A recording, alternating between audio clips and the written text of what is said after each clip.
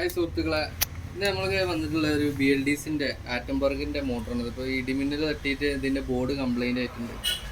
അപ്പോൾ ഇതിൻ്റെ ഒറിജിനൽ ബോർഡിനൊക്കെ നല്ല റേറ്റ് വരും, 1500 ആ റേഞ്ചിലൊക്കെ വരും മാറ്റം. നമ്മുടെ അടുത്ത് സെപ്പറേറ്റ് ബോർഡുകളൊക്കെ അവൈലബിൾ ആണ്. അപ്പോൾ ബോർഡ് എന്തെങ്കിലുമൊക്കെ ആവശ്യമുണ്ടെങ്കിൽ നമുക്ക് മെസ്സേജ് അയച്ചാൽ മതി.